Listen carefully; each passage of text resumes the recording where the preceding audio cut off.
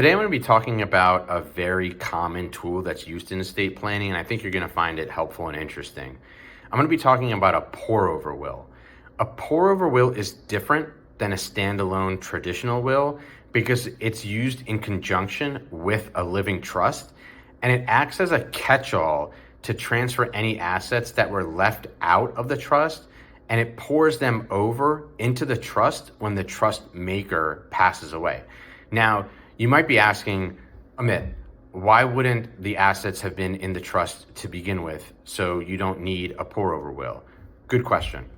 One reason might be because the assets were acquired after the trust was initially created, or maybe there was some oversight along the way by the trust maker to transferring the assets into the trust.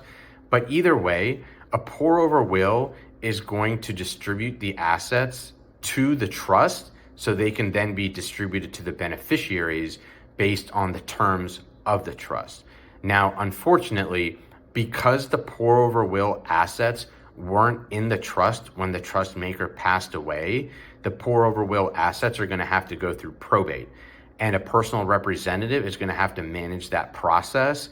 But once that process is completed and the assets have been moved over into the trust, they can be distributed quickly and efficiently.